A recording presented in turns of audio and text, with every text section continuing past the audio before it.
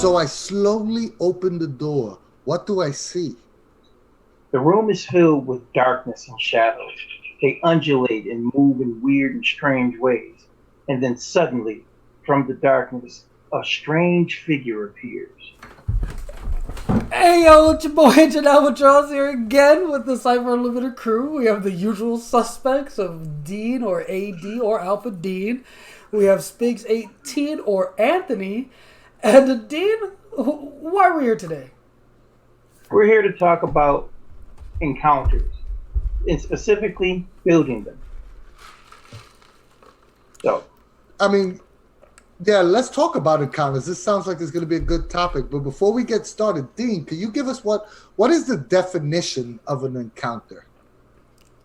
unexpectedly experiencing or being faced with someone, something. It could be a difficult or hostile situation. It could also be just some sort of an experience. You run into something, you come up against something face to face. Casual meetings, all the above in that respect. And then because we're using this towards gaming and RPGs, of course, encounters are the driving force of what moves the story forward. Yeah, most Some definitely. circles, I think, in some circles, as we were saying earlier, off camera, that some people, that's how people define role playing games: a series of encounters that tell a story. Mhm. I mean, that's a great definition because that's basically how I view it. Especially when running a game, or when I design an adventure, I tend to design a series of encounters, a series of different types of encounters Yep. to highlight what I'm trying to do in my game. So that's a great definition. So with that said, there's several different types of encounters. Maybe we should run down the different types. Yeah, I can start this off. So basically, there's two types of encounters. There's social or combat. Basically, you're talking to someone, dealing out an argument or something, or you're fighting some guy you have a disagreement with, or whatever have you. Maybe you want his stuff. I don't know. But that basically what all encounters boil down to. There's varying degrees of what can happen in a combat or a social encounter. But again, when it really boils down to it, those are what really their two are. At least in my opinion. I could be wrong. Well, I that's mean, very I good. think I agree with you. And then I'll take it a step further and say that encounters are also random, routine, and epic. yeah, I Uh, think the encounters of those three and social and combat are the subsections of those three. Yeah. If I had to break it down the other way, yeah. However you want to break it down, like I said, however we got it all together, and that's kind of what we're going to talk about: how we make an encounter, how we build it. You know, um, I mean, let's break down. If we break it down into those three types of encounters, a random encounter. A random encounter, I think, is probably one of the most popular terms that we're going to discuss because everyone knows random encounter from D20 days, even without Cypher System. That's that from first edition on. I have a list of random encounters that almost every GM uses, where you have 20 different random encounters and you felt it was time to throw in a random encounter to the group, or there's that wandering monster in the forest. You roll to the chart, and then you go, oh, I got a 15. Or maybe you're wandering through a dark dungeon, a too dark dungeon, I should say. But so anyway, you so know, yes, in that respect, yes. And then I'll just kind of add on to it, or let's evolve the thought process. Because we're talking about the realm of a more narrative style game. We're talking about Cypher System. So with Cypher System, I say random encounters are also places for game intrusion. yep. Those random GM intrusions when you want to, you know, shift the story or add to the story or expand the story or even um, shake things up with with your players. Maybe people have become complacent or whatever the case may be. It's a good place for a GMI as well. Random encounters are also, believe it or not, socially, you could do some really nice social random encounters. You run into the crazy merchant that's in the middle of a dungeon pushing a cart. Like, where the hell did this guy come from? You know what I mean? So a random encounter doesn't always have to be combat focused. And I think a lot of the early lists were pretty much combat focused. But, as gaming progressed, I think people tend to start, making social random encounter lists, which is awesome. Yeah, especially with... It's funny that you even say that, and Al can attest to this. Video games, even video games have their kind of idea of the random encounter, because that's where you always see the strange wizard-looking dude, on the side of the road. You're like, oh, I'm definitely stopping to talk to him. I got to buy something from him, because he's got stuff.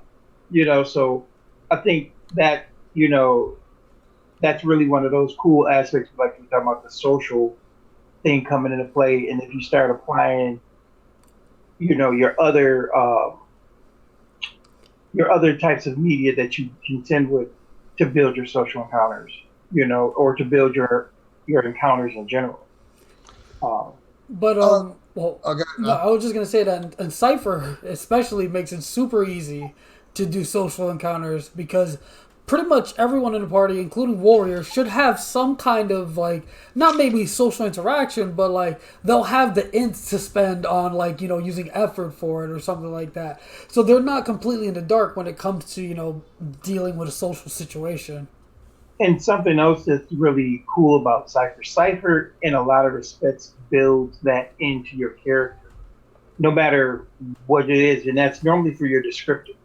Even even if you're rugged or tough, there's that those are those things. Like, if I remember correctly, I believe it's the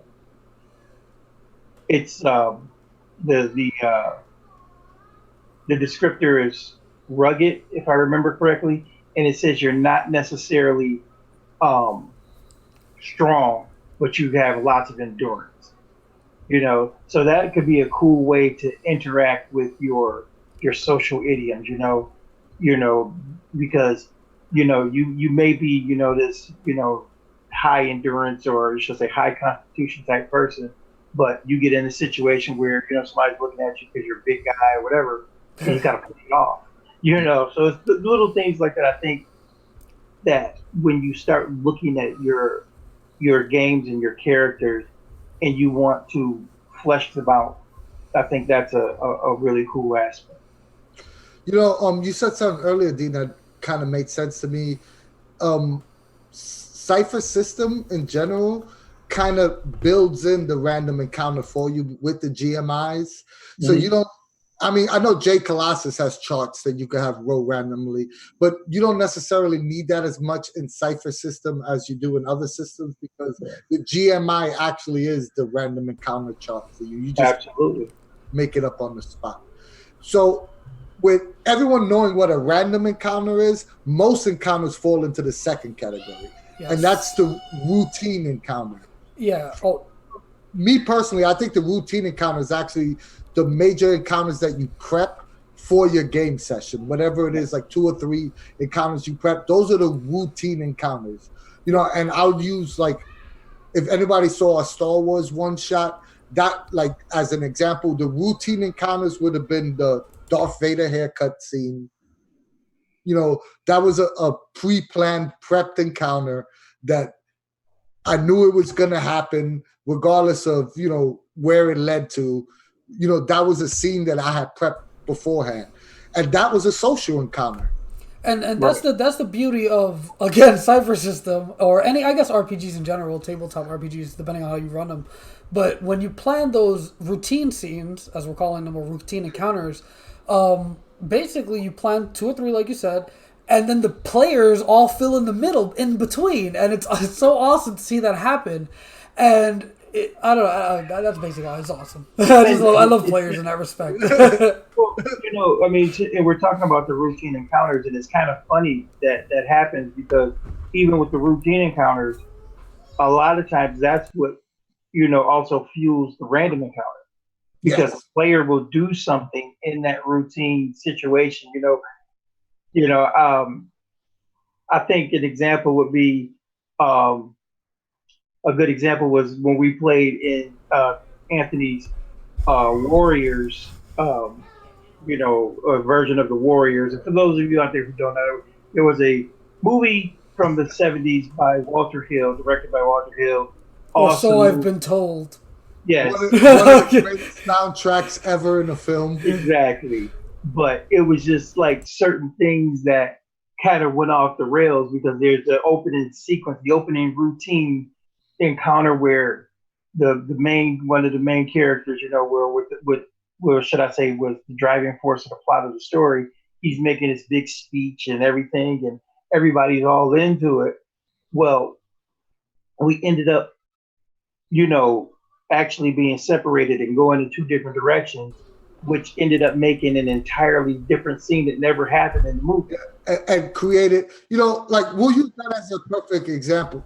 I probably had 8 or 9 random, which routine encounters prepped for that game. I probably used 3 out of the 8 or 9 I had prepped, and that's not a problem, because your guys added the extra encounters that I had to adjust and change, which is that's why we play role playing games in the first place.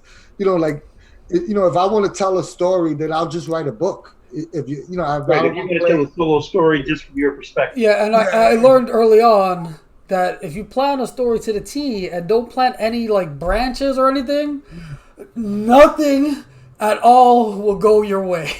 At all. So it's always good to plan these routine encounters, not necessarily in a linear manner. Like, have them be possible offshoots in the future of the story.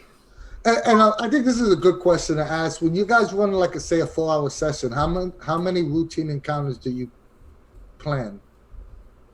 Normally for me, it normally is 3 to 5 that I will plan. Normally 3 happen, but I always have a couple of extras just in case. And of course, there's always the,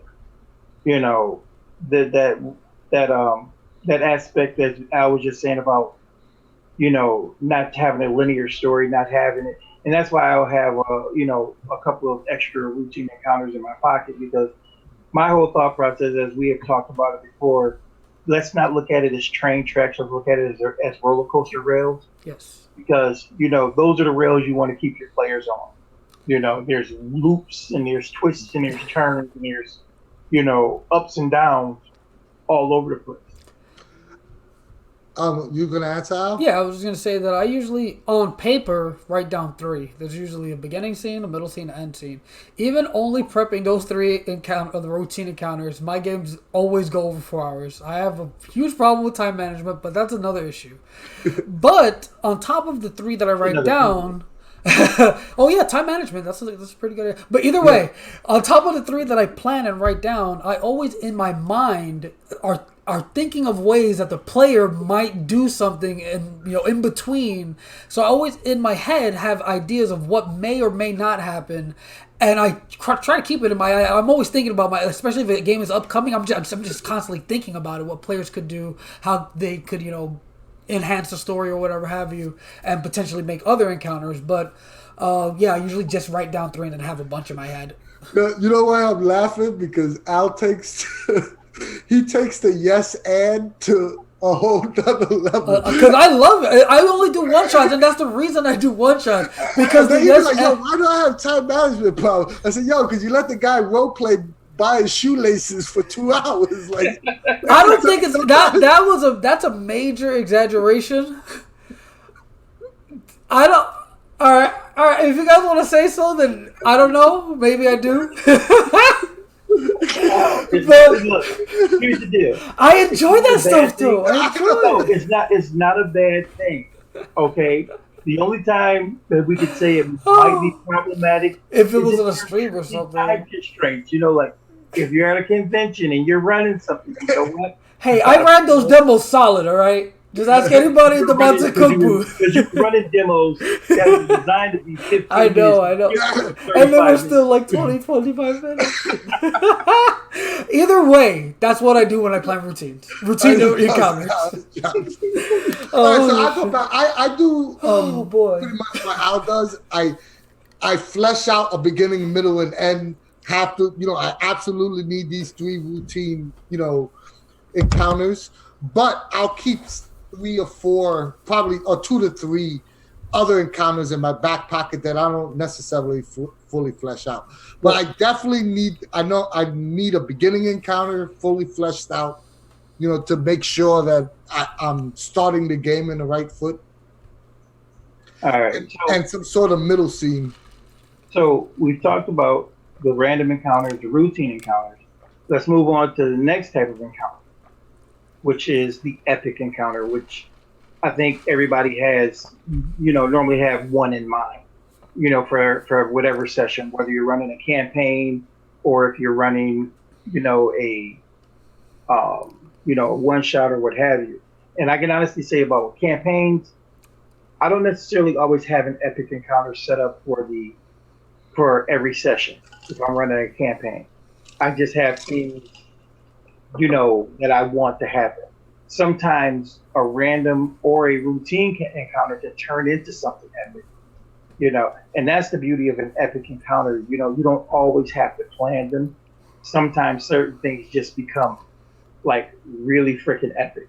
And I'll, throw it back over into the court of my, my fellow brothers here. Al.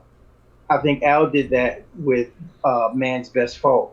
I don't think he was expecting that when we played for that whole thing with the dinosaurs when we that first encounter, but that became like totally epic, and quite memorable.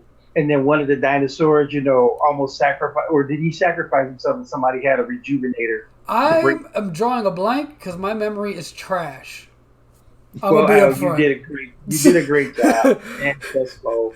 Thank you. We were all there. I think with epic encounters, like I think that every epic encounter doesn't have to be the end of the session encounter. Yeah. I mean, you could have your first opening scene could be your epic encounter. I think just the epic encounter is the one that might be the longest encounter of the day, has the most obstacles, it has the most moving parts, has the most people thinking about what they're going to do, multiple actions by different players.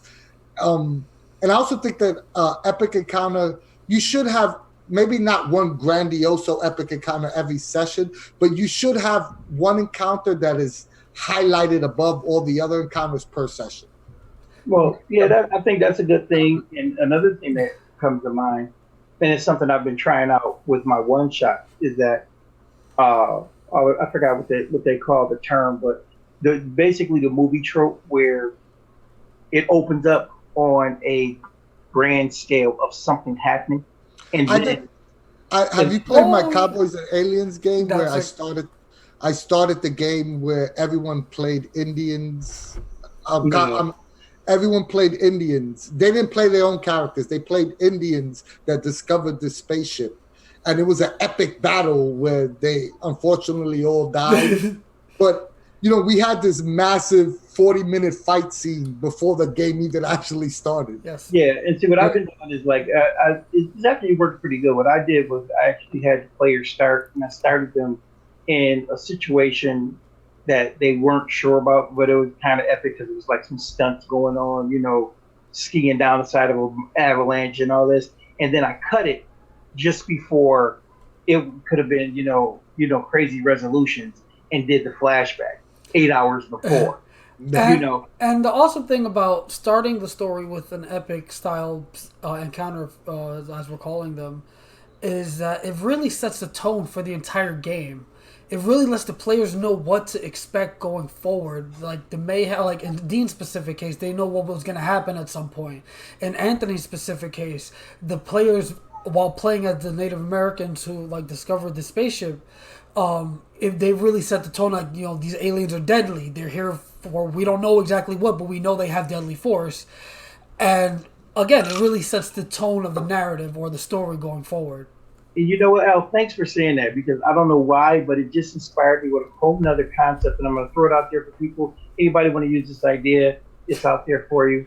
The next game I run, I think I'm going to make up some secondary pre-gens or an opening scene like that between Anthony and Al, stuff you just said. And there's going to be an opening sequence that's going to be like the epilogue to the move to the adventure. So cool ideas. Yeah, I'm gonna start prepping some of this stuff. Did you guys just see that? That was total copyright infringement. He just stole Anthony's idea of like just completely didn't even try to hide it. Like just announced to the whole. I'm just gonna steal your idea of having other characters in the beginning. Yeah. You know what's the sad thing? He's gonna do it better than me anyway. It is a very awesome idea, though. Quite frankly.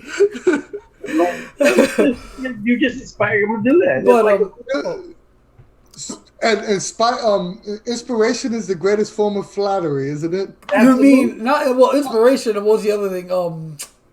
What's the word that they use? Imitation. Yeah, imitation is. But what was I gonna say? Oh. I was gonna say, what exactly makes a good and fun encounter? Since now we've actually discussed the three types of encounters, and we've mentioned a couple. Yeah. But for me, or I guess in general, what makes it I guess epic encounters would be the most fun, but this could happen during a routine or random, is having that element of uncertainty, especially in Cypher System when you have the use of GMIs, you can include something just the players were not expecting, and that automatically makes it better than it was. For example, again, I'm just coming up with this on the spot. Was let's say the players are talking to a shopkeep, right? And all of a sudden outside it starts thundering and storming, right? And now the shopkeep, they didn't know this. Shopkeep has a terrible phobia of thunderstorms, and now they won't speak to them. They won't they go and hide, and now they can't buy their wares, or it scares them to the point that they need to ask them for protection or something like that. Or it adds that element of I don't know. I enjoy having not random, but enhancing elements to the scene, if that makes sense. I definitely see. I think having multiple solutions to the encounter, or multiple, not necessarily multiple ways of solving the situation, because it doesn't have to always be combat. I think that's very important for me personally as a player for interesting encounter. I also like to have different obstacles and elements that are not normally involved. Say you're doing a combat, I don't want to be fighting, two orcs in an open field. Granted, you need those types of encounters, but I don't necessarily think those make interesting and fun encounters, even though some of those types of encounters are necessary. I don't think that every encounter should have that vanilla flavor to it.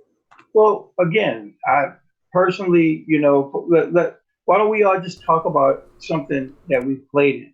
So I'm going to go right back to your Warriors game.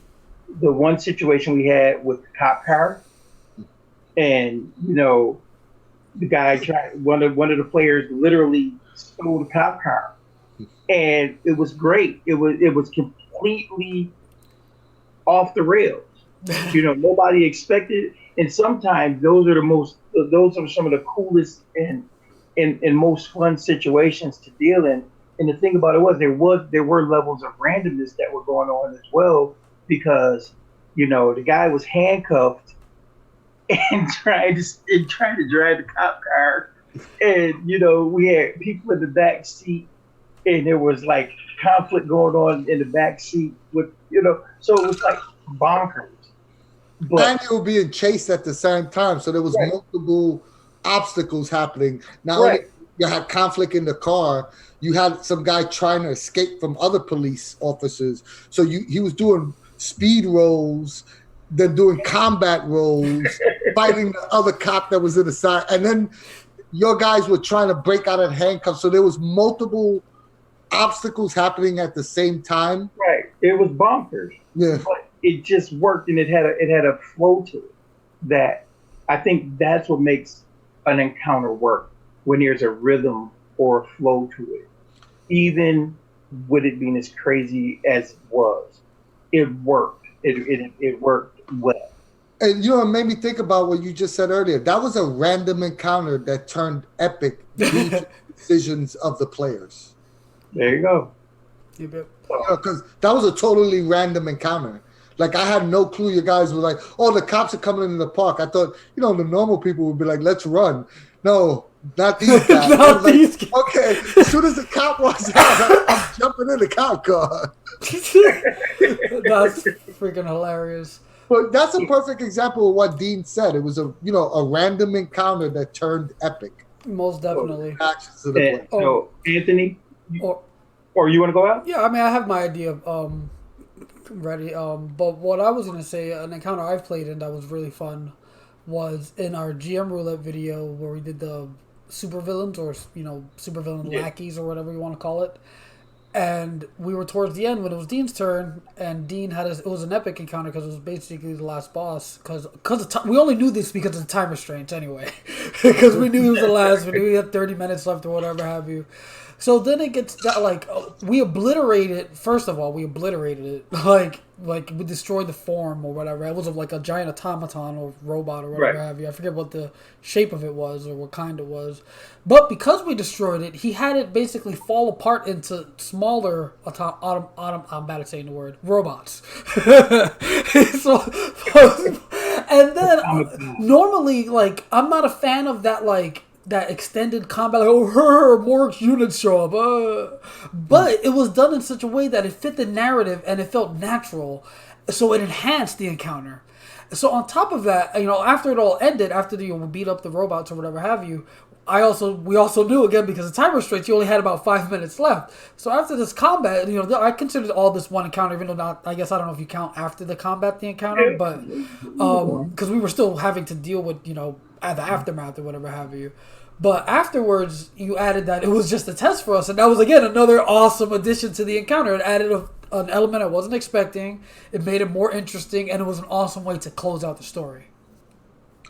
My example of encounter is I'm going to do a social encounter that Dean did when we did our superheroes, like our Unmasked game.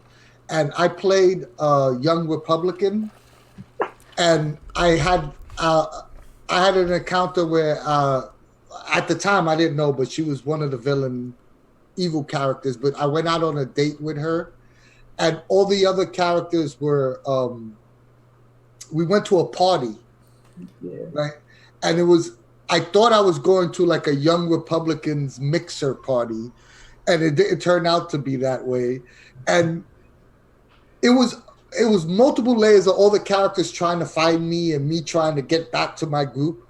But none of it was combat focused, but it was all socializing with figuring out that these people are not necessarily, my date wasn't necessarily a good person. It was a crazy cult. Yeah, and the other people at the party weren't necessarily. So it was all social interactions, but it was still an intense encounter because my character felt like, hey, like I had that epiphany mid-encounter, say, hey, wait, oh shit, I got to get out of here.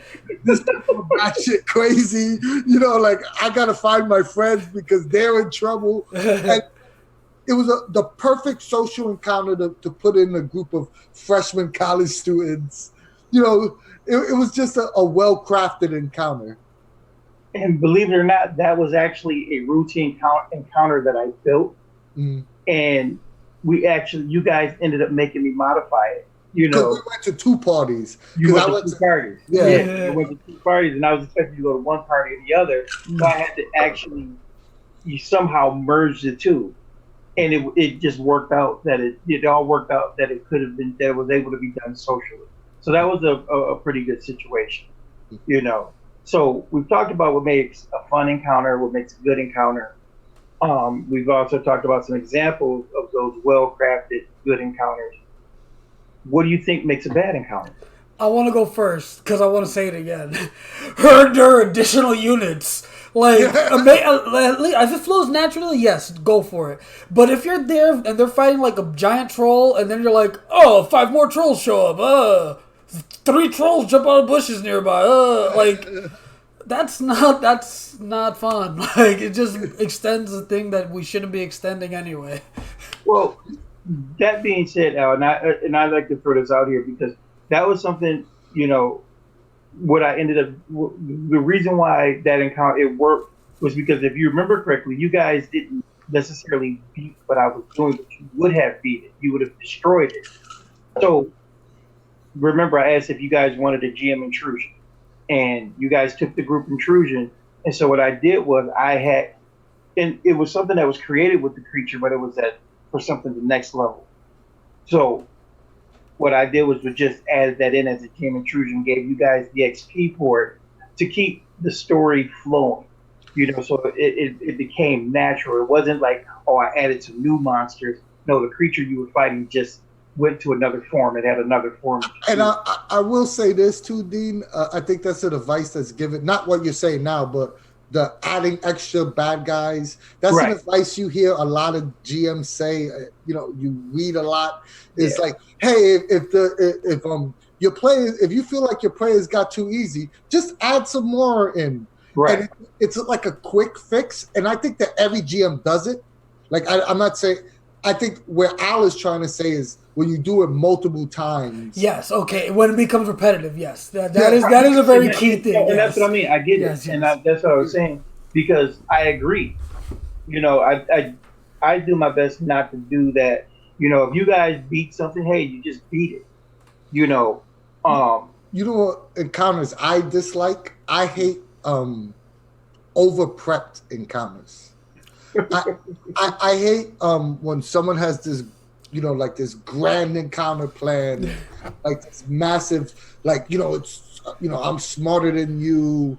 I'm giving you the Albert Einstein encounter. You gotta figure out all these multiple layers just to figure out, whether it's combat or social, doesn't matter. Like I have this encounter. I got 4 pages of nothing but notes for this one 15-minute scene, and then you get that player that figures it out or finds a way to shortcut around the entire thing, and the GM refuses to give up on all the work he did.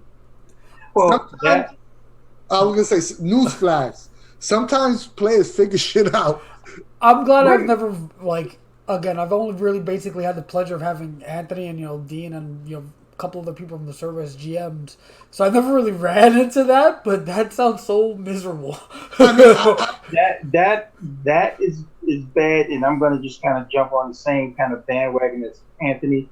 The encounters I hate the most are those people, especially in games where min-maxing is the thing. I hate the min-maxed villain, and so he's just unbeatable. You need the sword of a god, and the blessing of a demon, and mutant monkeys. Or in the case of Anthony's one game, the GM PCs to help. That's why I said when we asked what makes a good encounter, I said multiple solutions. Right. Yes. I think that when you prep an encounter and you have this one, like you have this epic ending in your head of the encounter, there has to be more than one epic ending. Like you got to allow the players to have multiple ways of figuring it out, because they are going to, and 9 out of 10 times, players come up with better ideas than you ever will. So, but here's the other side of the coin. It's something that I'll say and I'll say again. It's something that I do as a GM. And it's one of the reasons why I don't necessarily always want to run in someone's established universe. I like a sandbox because my players are the freaking heroes. And I want you guys to be and feel heroic. If you don't feel like you're the center of the story, why are you playing? And that's kind of my thing. I mean, I think the only established universe that I do really like to play in is kind of like Star Wars or Star Trek. Only because, we know the Epic, we know the Kirk and the Picards and the Cisco's and all of them, but you can be your own because the galaxy's big enough. You see, as a player, I like to play an established universe. As a GM, I don't want nothing to do with it. I want to do my own thing. But as a player, I don't mind it. I'll play Dragonlance. I'll play with a Dark Sun. I'll play both. Star Trek. I'll do whatever. Both. I think I'm as a player, I don't care about playing either because I'm going to make myself who I want to be. I mean, in my mind, Luke, who? Skywalker. I'm better than him. So I agree. But yes, definitely as a GM. So let that. I think we're all on the same sheet. Mm-hmm. But we went into what's good and bad encounters. And first off, just for the record, nothing we said about bad encounters doesn't mean that just because you've done this once or twice that makes you a bad GM in any sense. Yeah. It's just that this is what we personally feel we don't enjoy as in encounters. And I will also say that I have added extra units to a fight. It's not nothing I've never done. You know what happens. Everything I'm stating, I have done personally. Yeah, and here's the bigger thing. What you're listening to, people out there, you're listening to experience. We've had a lot of experience doing this, one as players and as GM. So we're not throwing salt on anybody. We want you guys to know that and know that these are just our musings on what we think about this stuff. I will say there's a major asterisk next to my experience. That's another story. Yeah, Al, can I spend 2 hours buying shoelaces for my... Sure you can! You most definitely can. You find 6 shops that sell shoelaces. One specializes in leather. Yeah. The other specializes in nylon. Oh... That's a whole new random encounter. But speaking of which, what is the process of creating random encounters? You like the way I segued that in? That's perfect, because I was just about to try to do the same thing. Does that work? Mm-hmm. So, I won't even necessarily say I have a process for creating encounters, because for me, well, I guess it is the process. The process is literally figuring out what story I want to tell. And from the story that I want to tell, what story beats do I think I need to hit? And it's kind of like what do they say? Upside down pyramid. I think the process is, so I see the bigger picture and I refine it down. And that's how I get my encounters. Because it's like, they got a starting point to start here, and this is where they have to get to. So that's me. That's my process. It's a drill down process as opposed to, heading upwards.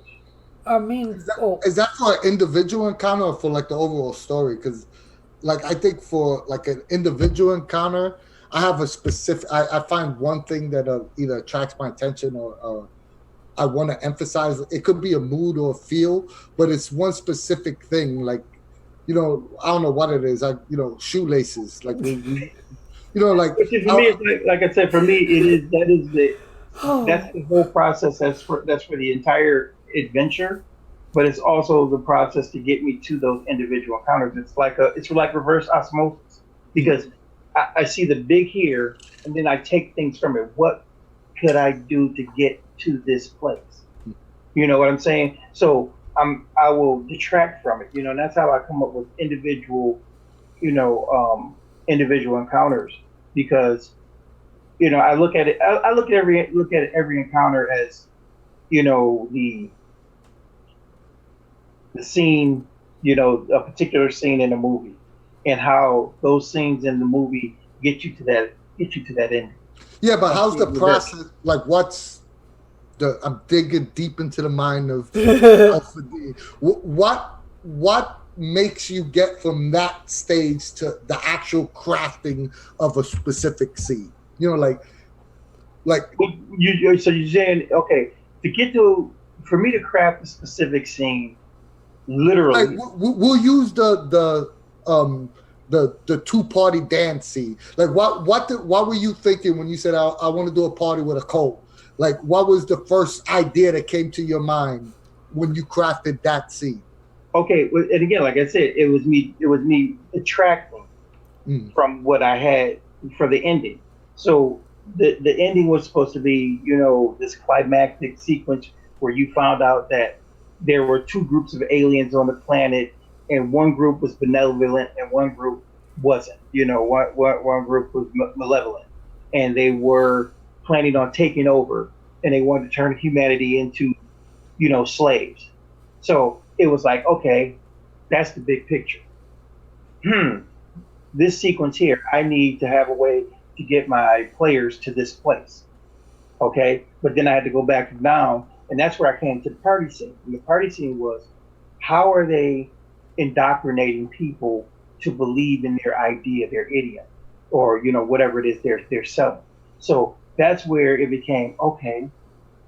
Teenage boys, fresh into college, sex. So it's like those ideas, and then it was like, okay, so we can get these guys to a college party. They're freshmen in college, and it's their first big mixer. All the hot chicks are going to be there. Oh, wait a minute, we got guys who are into politics and stuff like that. Of course, they're going to reach out to these people who think they're moving into the upward echelon. So all of those little factors did that in order for me to craft that whole idea to build that scene, because you were the young Republican. We had one guy who was Pothead. The pothead, but remember, he was really socially conscious. Yeah. He talked about the evil empire and the government, all the conspiracy theories. So you two guys are a perfect candidate to get pulled into this particular idea. And my thought process was, if we can pull at least two of the players in, then that means the other guys are going to follow. And it was kind of that idea. But then y'all decided to go to the two different parties. So, That's so interesting, because I think I tackle like individual encounter construction entirely different. Like you build you have your main story arc in consideration at all times, and then you build your way down. I totally get what you're saying now. You see, I think I do it the opposite way.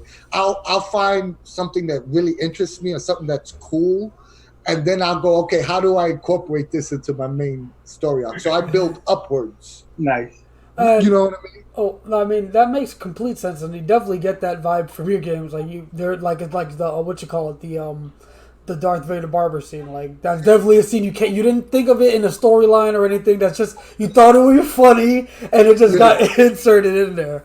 The minute I knew that there was a Wookiee barber. Yeah, exactly. Yeah. What's cool? And then it wasn't necessarily the haircut that I liked. What I liked was what is the interaction? What is the feel I'm gonna get from Darth Vader requesting a haircut from any of the party members? So it was like I want a scene where Darth Vader is asking for some outrageous thing, and how all the players gonna react to that. Right. And then after I had that, okay, I have this idea for this scene. Now it's like, how do I incorporate this into my overall arc of my story? Yeah. So then, I incorporated the potato salad into the same scene in order to build it out. Oh boy! In order to build it out, the potluck dinner. Yeah. In order to build it out to connect my one scene, but I didn't do it was the opposite of what Dean did. I had my overall arc, and then I had individual scenes that I said, okay, how do I fit these? Like, I had those scenes more fleshed out before I had my overall arc fleshed. After you were describing the scenes, and what I was going to interject was, and I was like, and yes, folks, he is talking about a Star Wars game. People understand. We actually have it on our channel. Be sure to check that out, because it was very good. Where they did it, and we also played again beforehand. And I swear to God, I'm sorry to be laughing like that, but that is one of the best adventures. Honestly. But as far as I go, I think I take more of Dean's approach, where I have a story in mind, right? And then when I look at my story, again, I look at the three sections that I'm trying to hit: the beginning, the middle, the end. I look at the story and I say, so all right, so how should the story start? Where should the player start? What should they, be getting ready to do, whatever? What event is occurring in the beginning? I think about that stuff. And then again, I think about what's happening at the middle and end of the story, or what I want to happen, and I incorporate things that will lead to it, or try to. And then, again, I look at the middle, do the same thing, look at the beginning, look at the end, think about how the players might have gotten there, where they're going to go, etc. And I usually plan the epic one at the end, because I do a lot of one-shots, and usually that's at the end. But on top of that, like I said, I also take Anthony's approach in that I plan also in my head scenes that I kind of want to insert, and if I have the chance, I do so. It doesn't always get inserted, but because I don't plan in the way that Anthony does, where he has that plan, like he's gonna insert it, he's gonna find a way. For me, it's if I can find a way, I'll get it in there. But I just need those main plot points fleshed out, and then once those are fleshed out, if I can get if that works in, if the players make a decision that I can work that in, then I'll work it in. But it doesn't necessarily get planned in. And that would be like an enter, like, oh, I think it might be cool if they, try to cross this waterfall or whatever have you. But they might not go to the waterfall, or they might not encounter whatever have you. Yeah, I think another thing that I want to touch on is when I craft an encounter, I try every encounter to say I try to do something I've never done before. So like if I have the basis, we'll throw any random. I'm gonna say, yo, I'm doing this desert scene where they traversing through the desert on this long shoelace tied around their waist as they, so there's a sandstorm, and this is all, and we'll be like, okay, that's like the scene that I came up with, right? What haven't I done in a sandstorm, or what would be someone wouldn't expect in that sort of scene? You know what I mean? And I try to find those moments. And I think no one is always 100% successful on this, but I try to hey, like you know what I want? I want my peers like Al and Dean to say, yo, I've never seen that before. Or that was a weird take. Yo, because we do have those conversations. Yeah, like that epilogue, the Native Americans. I was like, I've never seen that before. That was awesome. Like, you know what I mean? Like, that's a weird take. Like the way you did that was cool. You know what I mean? So I try to look for those things. And like I said, I'm not always successful, but I like to at least push myself and try to find those. Like, hey, I've never seen this in a scene in other people running games, or I've played in the game. I've never seen someone tackle from this angle. You know what I mean? Yeah, that's cool. I mean, and I don't think I don't think I do that so much as I just. For me, I'm always looking for what story beats I can throw in that the players are going to latch on to. That's my thing. It's always like I'm trying to give you the next thing that you're going to inspire me with. And it's pretty cool though. Do you have like a set thing on when you craft a encounter that you need I need a location, I need a dilemma, I need is there a set thing that you think of when you craft for? Honestly, no. Like I said, because I'm building from the top down, it's normally what are the things that could possibly lead to that place. So I don't need the location. None of those things matter. It's normally what's inspired from my conceptualization, and then from there, it's how is it going to work. So those are the things that I look at. One of the nice things about Cypher System, because it's not so heavily reliant on mechanics, it's easier to craft those ideas. To me, it's easier to craft those cool encounters and to bring things together. So, that's just me. So you don't think that there's like a specific formula for crafting an encounter? I don't think so. I think everybody's because the creative process isn't formulated. Everybody's creative process is different. Sorry. What I was gonna say was there's two things I always keep in mind when I plan an encounter, or try to. One is, how will it progress the story? Like, it has to have something in it that's going to make the players go forward. It has to. Like, there has to be something that makes, otherwise it becomes stagnant. And now I'm drawing a blank on the second thing. Has to include shoelaces. Oh my God, that's not gonna help me remember what I was gonna say. Someone you marinate on that thought, and let's move on to the next aspect. Is where do you guys find your inspiration for encounters? Everywhere. Quite literally.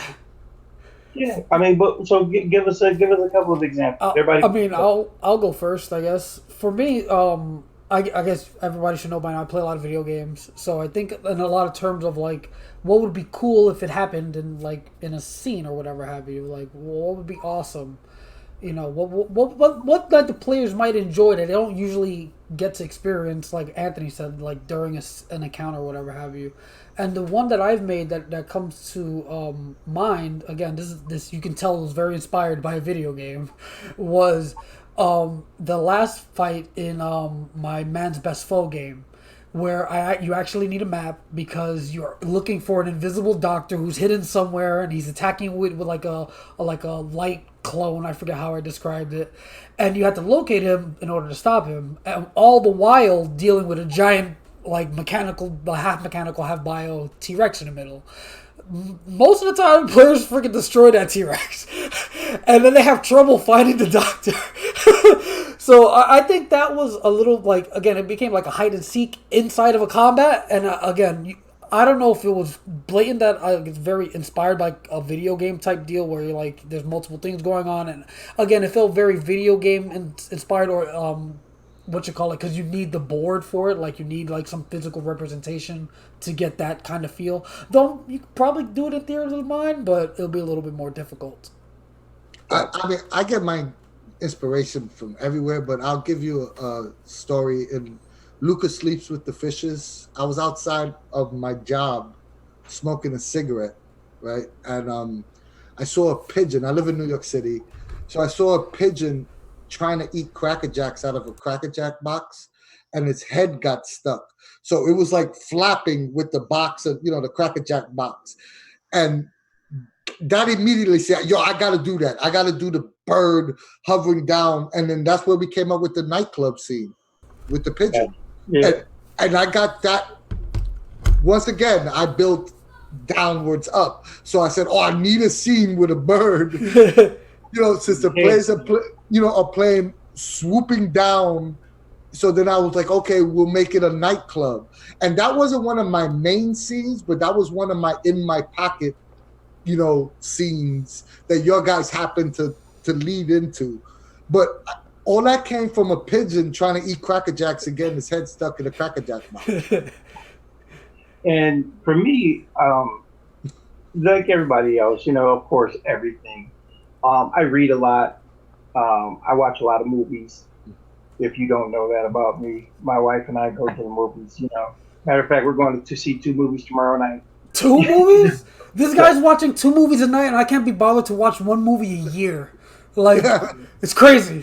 Yeah, we're literally going to the movie theater. We're going to go see 2 movies tomorrow night. That's on the docket. So, and a lot of times that's what happens. Because I fancy myself a writer, and I'm and a bit of a not even a bit, a lot of a critic. I go to movies and I watch them and I dissect them, and then I go, you know what, that was a good idea, but I would have done this. So that's what ends up happening. I'll take the inspiration from a movie or a TV show or something that pissed me off, and write an adventure, write a one shot. Because better. Yeah. I'm like, I can do it better. And it's crazy because most of the time when I play those one shots, especially when I have the right people playing, it's like, you know what? That would have been a better movie. I did it, It's like, I wrote better than these Hollywood writers, and my players are better Hollywood actors than these. What happens to me a lot? I'll read something or I'll see a movie or a TV show, and then I'll go, oh, yeah, I love this idea. That what they did was cool. I'm going to flip it. And then by the time I sit down to actually prep the scene, it's nothing what the original idea was. It like totally... But I got the inspiration from one thing, but the actual scene and encounter is something entirely different. Well, that was what I'm saying. That happens a lot. Last year, the movie came out about the Hotel Artemis, and it was the one where it was a hotel for the assassins to go to, and that hospital and all of this. And the movie itself was good, but there were so many cliched moments. It was so predictable in so many areas, and I'm like, if they had just tweaked this or just turned that, and then I came on and I wrote the Hotel Athena instead of Hotel Artemis, you know, and the guys played and everybody played, and it unfolded with so much more dynamic, it was just so much more dynamic as well as more cohesive. It made more sense for why things were going on, and that's what I try to look for. I think that's my inspiration is like, you know, maybe I just need to get my stuff together and write a freaking screenplay because Let's do because it. I can do this stuff. Yeah, you got to do it. You guys, like I said, being able to play with the Cypher Unlimited community and introduce people into the gaming industry is all inspirational too. I find that between the fact that I have great home life now, nobody's trying to keep me from being who I am, and the right kind of people around me on the other side with the gaming community, I've actually been able to settle in and actually get more writing done. That's awesome. What happens in the next few years, people? But what was I gonna say? Another thing that is really, again, Dean watches movies. I watch a lot of cartoons. I get a lot of inspiration from cartoons at times. A lot of the stuff doesn't actually get fully fleshed out, mostly because I'm lazy. But there are definitely a lot of times where I'm looking at something like, yo, that would be awesome. Like, I want to do that. Like, there was this cartoon on Adult Swim for a little while. I actually didn't finish it. I really should. Called Ball Masters. That show was, I did not expect it to be as good as it was. I think it was done by the guys who did Super Jail. What's it called? Ball Masters.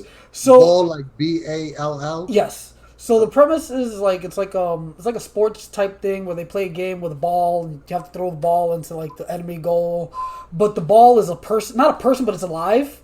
It's an actual sentient being, and later on in the story, the ball and the person holding the ball, I forget the kid's name, but they transform into a ball master. Like they fuse, and now he's like the super strong. Like it's very anime. Like I'm not gonna lie, it's like an American anime, but it inspired me to think about how I would like.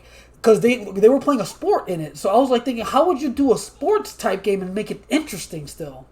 Because you would have to think about how instead of fighting, you would have a sports game going on.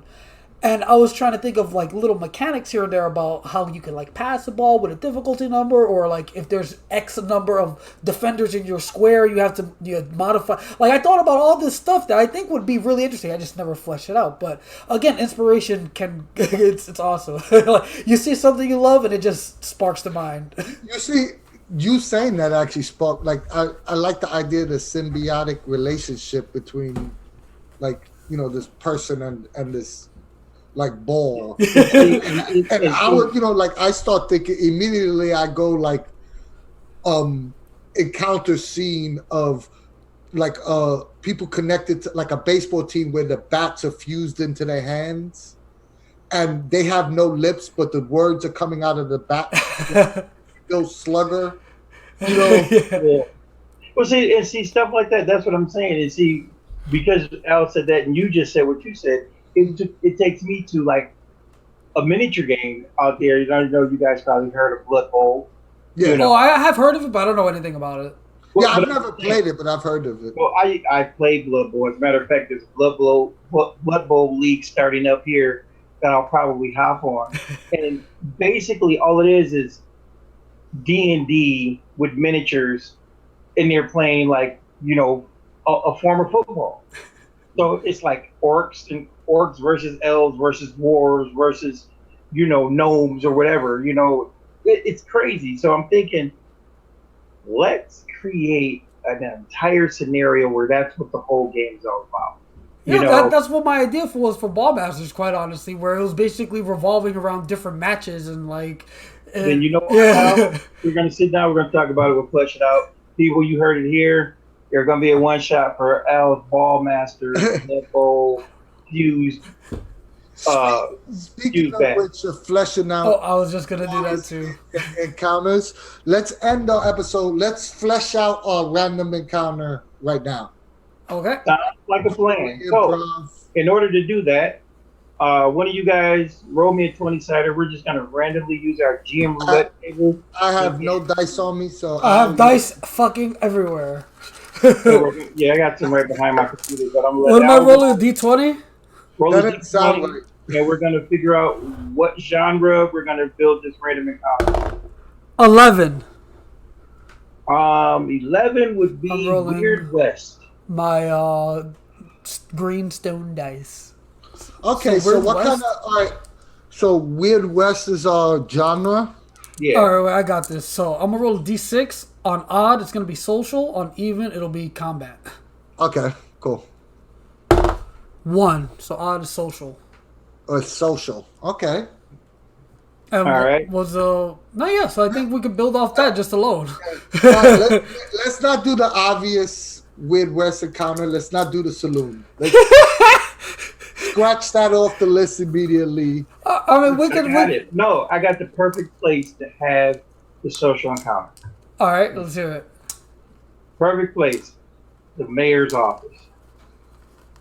Pretty good.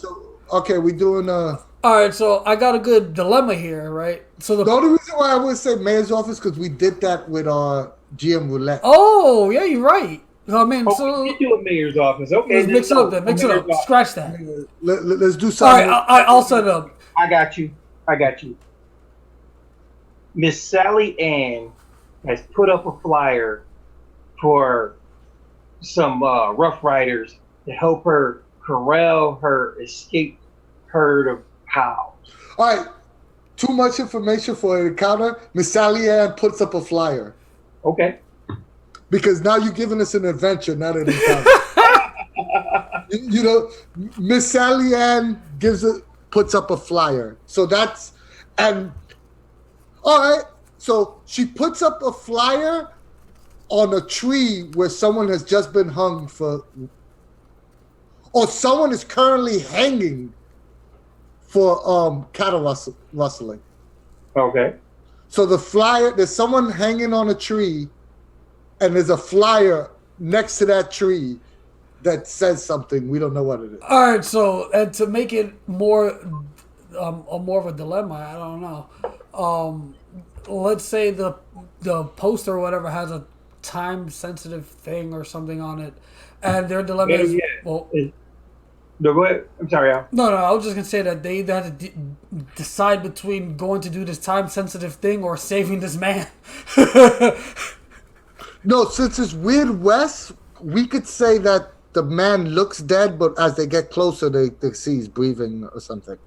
Because, you know, we built crafting this encounter. So from a distance, the person looks dead. I like that. The person looks like they look like a hung person. Yeah. Okay. They approach the tree. He starts to, oh, hey guys. How about this?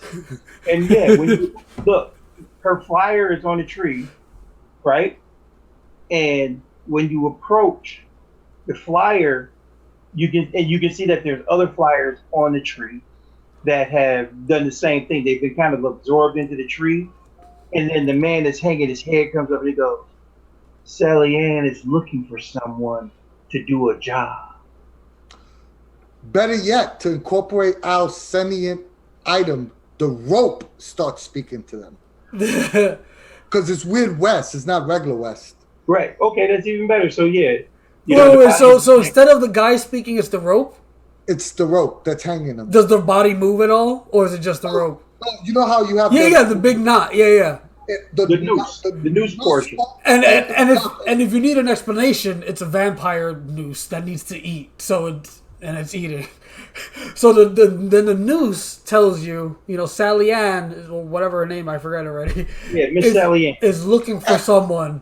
And right there we got the scene. Miss Sally Ann is actually feeding these vampire ropes. So you actually go to see these hanging persons, save them, and then you have to replace them on the rope to feed. So if you decide to remove this body from the rope, right, you go to Sally Ann for whatever the reward is or whatever help, and you're the one that winds up on the rope, on the vampiric rope.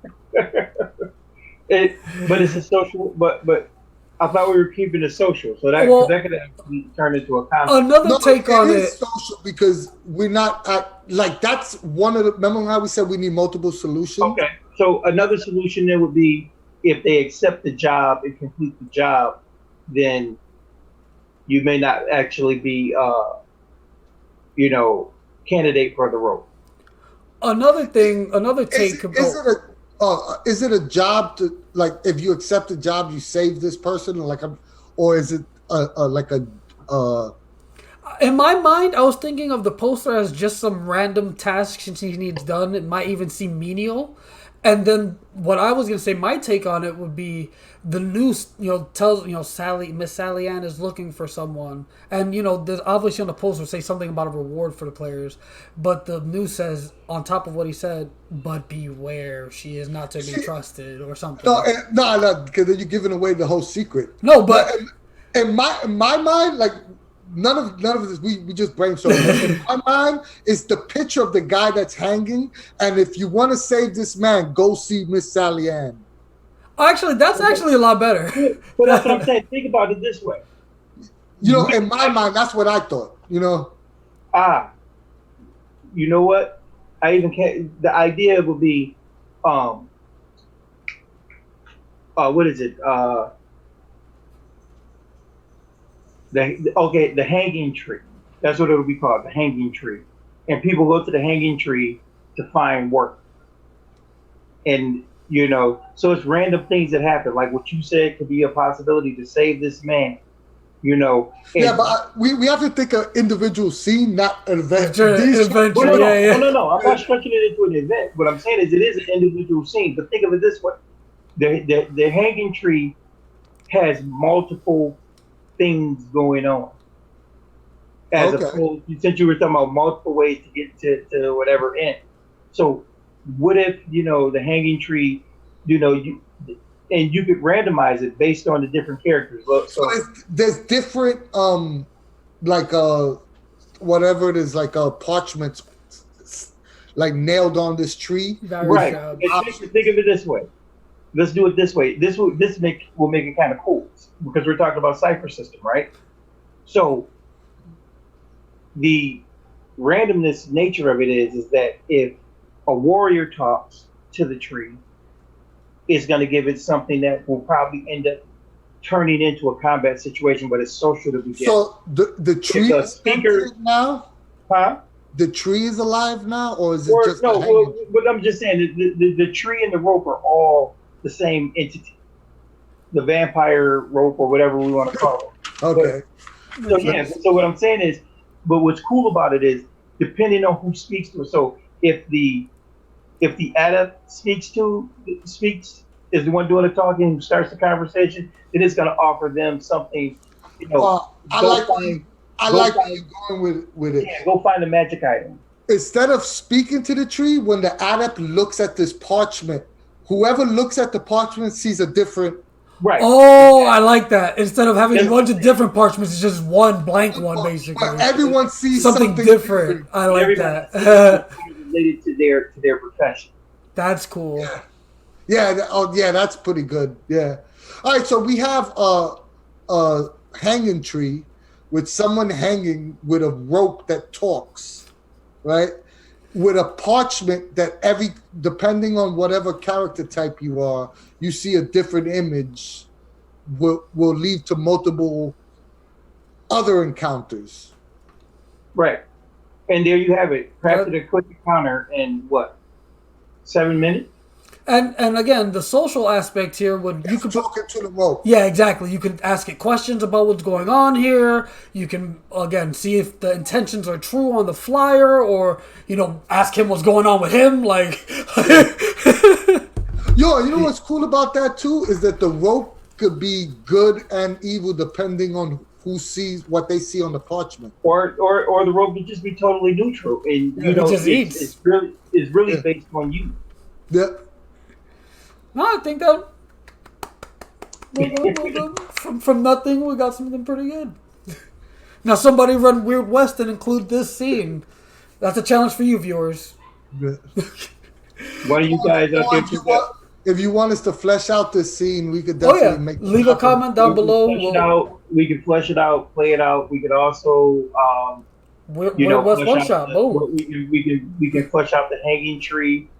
and the vampire rope and all of that. So But yeah, I think this was a pretty good talk, guys. We hit some solid points about crafting encounters, what they actually are, what the different kinds are, different ways to approach them, good ones, bad ones.